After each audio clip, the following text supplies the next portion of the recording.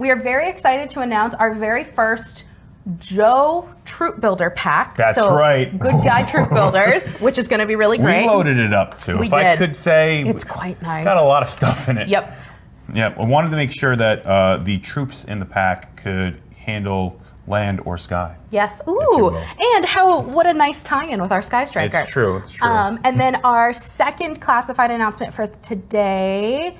Agent Helix is joining Classified series. Yep. And it's super exciting to get her in there because now we're starting to explore other avenues of the IP. Of course, we're always going to stay in the OG, Real American Hero time with a lot of the character selections, but it's nice to kind of pull characters like we did with Kamakura. Mm-hmm. So pull some characters from other iterations of the IP to kind of broaden the breadth of the line. Again, Classified is kind of its own thing. Yeah. Very heavily inspired by Real American Yes. Hero, but we definitely want to take those characters in and embrace them as well.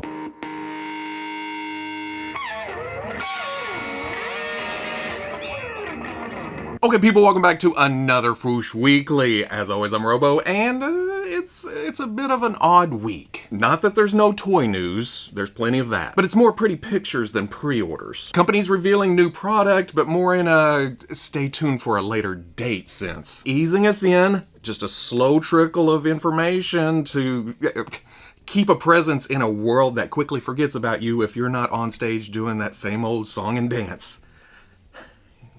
What am I doing with my life? Or it's the groove that companies are used to because it's Toy Fair season, or what would have been Toy Fair season. February's that month of, ooh, here's a little something, ooh, here's a little something, and then in a couple weeks at the big show, we'll have a full spread for you. That's not happening this year. Toy Fair is in the fall. Old habits are hard to break, especially when there's new habits just piling on top.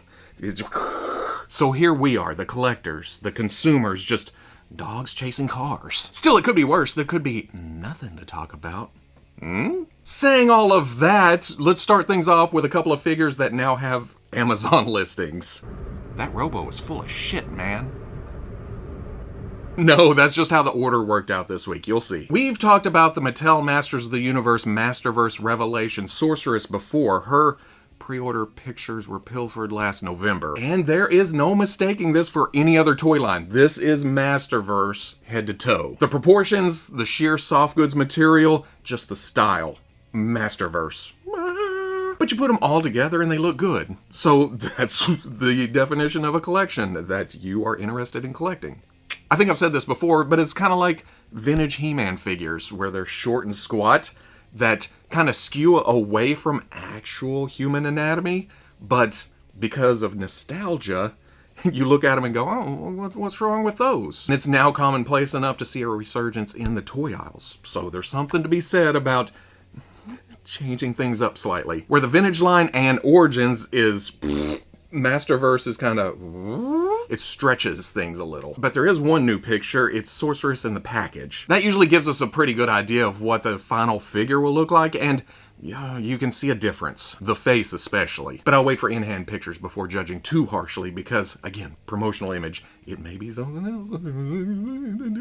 For Shadow Weaver, these are the first pictures we've seen since it was revealed at last year's San Diego Comic-Con, and looks good. I found myself gravitating towards the figures that don't have facial features in this line, and you can probably guess why. The monsters, the witches, the metal types, it fits in my overall display. I really like how the pale green and red complements, and then the cloth works well enough, but I do wish it was a thicker material. Being able to see through it to the other side, it just comes off as cheap. And are those articulated knees under the dress on an inner robe that doesn't actually have legs? That's interesting. That right there makes me want to take it for a test drive. I mean, if nothing else, she can hang out with my Hasbro Dungeons & Dragons Cartoon Classics Venger and have an upper dance party. Just nothing below. Don't be moving your feet. Just up here. Like I said, these are on Amazon, but they're popping in and out of stock. The links are in the description. Little tease from Super 7. Looks like they're going to do a glow-in-the-dark slash for their Teenage Mutant Ninja Turtles Ultimates line. Is it an exclusive? Is it a general release? I don't know. All we have is this sexy, sexy crotch shot. But if history holds, a tease this week means a pre-order next week. So don't have to wait too long. Basically, it's something a little extra if you're into the Teenage Mutant Ninja Turtles line or glowy figures. If not, there's plenty of other plastic out there to see, to catch your eye. All you gotta do is look. Like maybe you're into the Nolan Dark Knight trilogy, perhaps in the McFarlane Toys aesthetic. If you are, you're in luck, because this week they showed the initial glamour shots for their DC Multiverse Batman, Scarecrow, Two-Face, Joker, and the Build-A-Bane. Building me does not give you power over me. I'm your toy shelf's reckoning. Now, we've seen these characters many times from a few different companies over the past 10-15 years, but maybe you were waiting for something a little cheaper, a little easier to get. Todd has the license. He's going to throw his hat in. I'm happy with my Mayfix set and the handful of Jokers I've accumulated over the years, but I'm still looking at this going, do I need another set? They look pretty good. Because I love the movies. They're not perfect, especially the third one, but they get me feeling things. You know, I can look at these figures and, come on, I know you want to buy me. Buy me. They're fun. Or at least I have fun with them. And right out of the gate, it's a good mix. You have the hero in the suit that gives him the most mobility, and you have the main villains from each movie. Bam! That's a display right there. Would I still want the Batman Begins suit and other supporting characters? Hell yes, but we know how McFarlane is. It's usually, here's a pretty set of figures for you, on to the next shiny and new. Either way, I'm rambling, which I tend to do. Here are the pictures. We'll talk about it more when the actual pre-orders go up on February 16th. Oh, that didn't float your boat. How about something a little more stylized and disjointed in order to give you plenty of posability with your plastic playthings? Kaiyodo must have heard us talking last week about the slim pickings over the past few months with their Amazing Yamaguchi line and said, oh yeah, here's a glimpse at upcoming product like Flash and Reverse Flash. This is a no-brainer for their DC offerings. I mean, it's a main hero who is an easy color swap to make a main villain. Ba-bam, ba-bam, done. I'm expecting a lot of electricity and speed force effects along with swappable hands and eyes, because in the picture, if you look real close, they're looking at each other. So there's got to be straight ahead eyes and down and up and whatever else. There's also something for the Marvel side of things. Moon Knight. So many moons. There's a moon. And another, and another. Here's a moon, there's a moon, everywhere's a moon. Cloth cape, though. My gripes of the usual jigsaw puzzle nightmare have not been in vain. Now I can gripe about the harsh transition from smooth, shiny plastic to textured, dull cloth, because it never ends. Like, I always gotta have some nitpicks, you know? I just calls them like I sees them, and that's how I sees it. I'm guessing the 2/12 date at the bottom of each picture is the pre-order date, so again, we'll have more to talk about very, very soon. While we're talking Marvel and imports, Tamashii Nations is doing a S.H. Figuarts 15th anniversary display overseas, just showing figures that have come out over the years. And following closely after last week's sad news that they had to remove the unmasked Andrew Garfield heads from their No Way Home Amazing Spider-Man release, we needed something, a pick-me-up. We needed something new and shiny and green to look at. So in the case with the rest of their No Way Home figures, they put the Green Goblin, and look at this thing. Holy shit. Remember back in the day when the hip thing to do was make fun of the Iron Man armor ripoff Green Goblin from the first Spider-Man movie? And now, 20 years on? Is it longer? Oh, it's longer than that, huh? It's nostalgic. Like we were talking about a minute ago, time heals most wounds. Not all. Most. But then you get the tweaks that were made in No Way Home, the exposed face, the thing, kind of more of a organic feel, maybe, while still looking mechanical. But Bandai made sure to let everybody know that this is display only. And in the world of S.H. Figuarts, that puts things in question. It may be solicited at some point. It may end up in the desk drawer with the other limbo figures, like that traffic cone Queen Amidala, or the White Vision. There's the War Bonds Captain America. I could go on and on. There's a big old list. Don't do that here, Bandai. Come on. Bright side, if they're showing this, could a Hasbro Marvel Legends version be a possibility in the near future? Maintain holding position. We're waiting. And we're seeing. You know, I'm starting to think there's something to this Chainsaw Man show, besides it being a dude with chainsaws for a head and arms. Because Bandai is now soliciting an S.H. Figuarts samurai sword, or Katana Man. I'm not quite sure which one's the proper term. I'm leaning towards Katana Man because it has a ring to it, especially when my backwoods brain wants to push Katana Man out my mouth. You know, that there Katana Man. The A's just flow on a southern tongue, but I know. katana, man. Anyway, seems we were just talking about the S.H. Figuarts Chainsaw Man and Power, so with this following this hot on the heels, I gotta think that the concept has some traction. I don't know if swords for head and hands is as cool as chainsaws for head and hands, but it's a nice yin to the yang, you know? They just look like they belong locked in battle. And no, I haven't seen the show, so if there's some kind of thing where they start battling and then it's like, oh, we have common interests, a common enemy, let's join together and fight, but begrudgingly, you know? It's like, oh, I'm watching my back. I'm watching you. You better not turn on me. You better not turn on me. Or maybe they just fight and it's over with. I don't know. I do need to watch that show sometime because I'm hearing good things. $75 scheduled for July. That's not all from Tamashii Nations though. They are also reissuing the S.H. Figuarts Luke Skywalker from The Mandalorian, who is not actually Luke Skywalker from The Mandalorian. I don't mean to harp on it again, but this is Luke from the Ewok Village bridge scene in Return of the Jedi. I don't know why Bandai and Hasbro both keep trying to market this as The Mandalorian. Maybe because once you throw the big hood and cape over it, covering 75% of the body, it's close. But even then, you have the lower robe sticking out, and those are obviously wrong. In The Mandalorian, he's wearing a more prequel Jedi-type tunic under there. Saying that, though, this is a good-looking Luke. Probably one of the better Mark Hamill likenesses, and it's hard to go wrong with Luke in black clothing. It's just not Mandalorian. If you're looking for something for your Return of the Jedi shelf, ba-boom, here you go. For something new, though, here is the Disney Plus Obi-Wan Kenobi. Of course, it was Veeds who sent me the pictures first, and when I opened up the text, I was like, oh, hell yeah, I'm glad I skipped on the Black Series. But now that I've sat on it for a few days, I'm back up on the fence. The biggest negative is the resemblance. It kind of looks like Obi-Wan Kenobi, but it also really looks like a tribute to Obi-Wan Kenobi. And we see that with Figuarts sometimes, where it's close, but you can definitely, once you put it side by side, you're left wondering.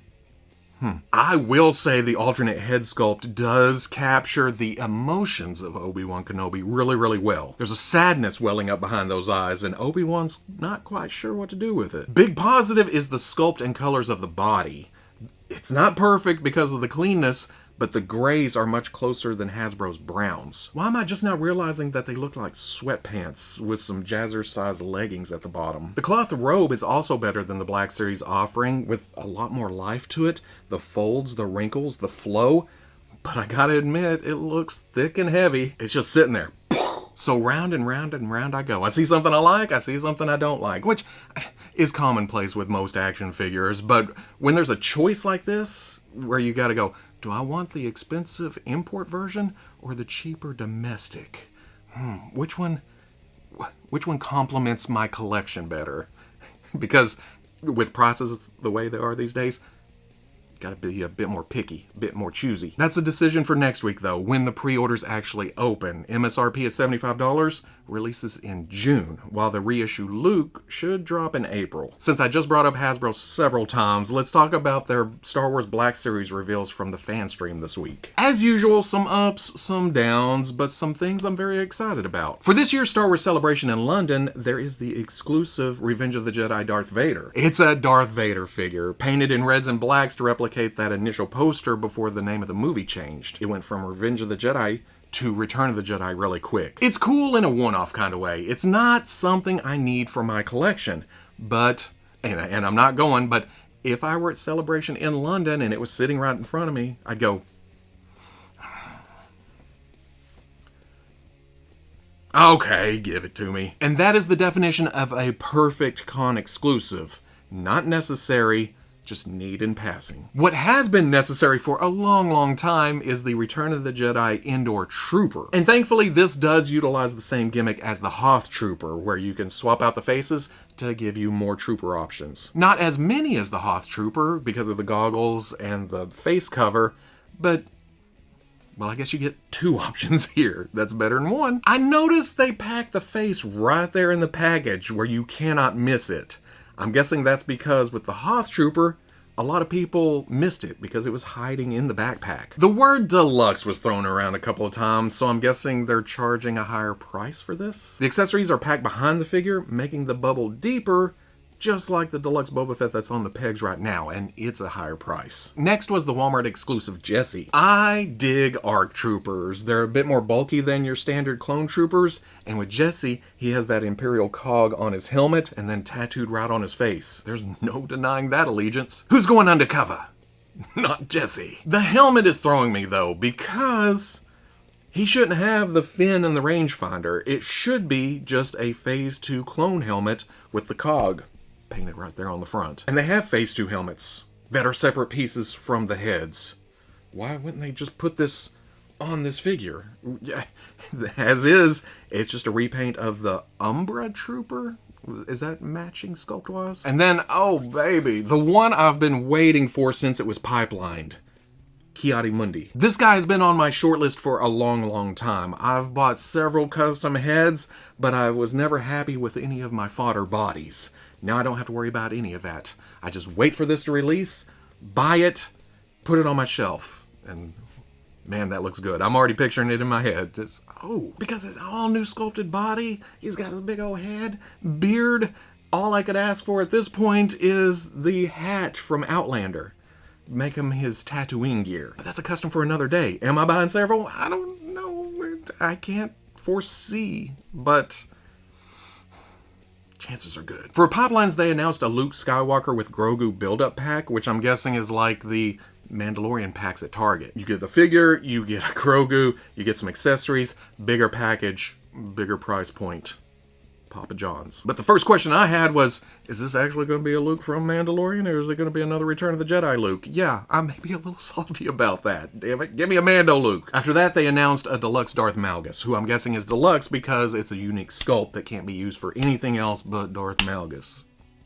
As far as release dates go, during the stream they said no pre-orders for any of these except for the Walmart exclusive Jesse, who will be part of their Collector Con in March and then on shelves in summer. After that, they put out a press release saying they're not doing pre-orders for any of the reveals. They're just, the dates that they give is when they're going to hit the shelves. The Indoor Trooper should hit this summer, and then Ki-Adi-Mundi in spring of 2024.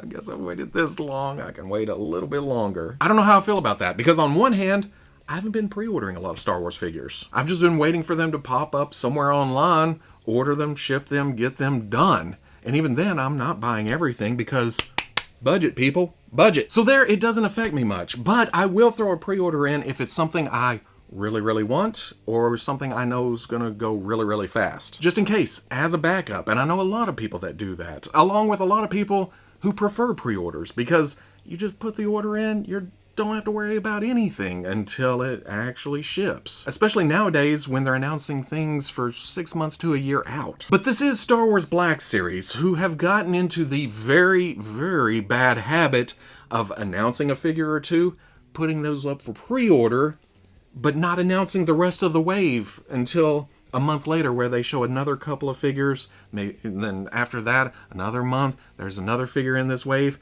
It's hectic, and that's kind of why I've gotten away from pre-ordering, because you put your order in for these two, and wait, can I combine these? No, I have to cancel these, put these together, and then when the case comes out, it's like, do I want the whole case? I have to cancel these, or merge these together, bring this around.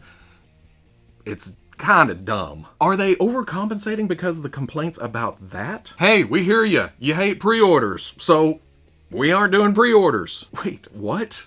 I guess we'll see how this goes and adjust accordingly. I don't know. Keeping with Hasbro, the G.I.Joe team showed off several new classified series renders the same day as the Star Wars live stream. Seemed kind of weird. I mean, even the Hasbro socials were like, hey, here's G.I.Joe, G.I.Joe, G.I.Joe, and then recap the Star Wars thing several hours later in the afternoon. That's okay, though, because the G.I.Joe stuff kicked ass. They started the day with Snow Job, and there's really no better way to start a day than with a Snow Job, right? Especially when it comes with a loving spoonful of gear. Just a huge load of good stuff. He does have the same look on his face as I do when it's really cold, and I can appreciate that. He has a specialty, and it's not really helpful in some G.I. Joe missions, especially when they're dealing with anything other than frozen tundra, but he gets out there and does his job anyway. But on a freezing, blustery winter day, you just can't beat a nice, warm snow job.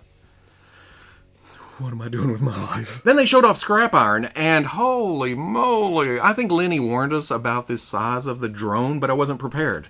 I saw the picture and I was like, whoa, that's almost a 2-pack. That's almost a vehicle. Plus the rockets and the effects look amazing. I'm seeing chatter that the helmet is removable, but I can't confirm that. People are saying it was a reply to a comment on one of their socials, and I went digging, and then I realized why I don't go looking at comments on socials, and I'm leaving it at that. The helmet may or may not be removable, but there's a lot of stuff there. We're thinking this is some kind of deluxe, right? I mean, kind of in that realm of Tiger Force Duke and Ram or Snake Eyes and Timber, somewhere in there. Same goes for the Televiper with Trouble Bubble. More plastic in the ship, less effects, so it balances out. More heads though, more options. I love that there's 3. There's 2 that kind of mirror image that snarl, and then there's some kind of tech helmet mask thing. That means army builder. That puts a lot of us in trouble, begging for a piece of that bubble. Finally, there's the Steel Core 2-pack. I'm guessing this is the Troop Builder pack that Emily and Lenny were talking about during the live stream that I stuck as the intro for this weekly. This pair is prepared for land and sky.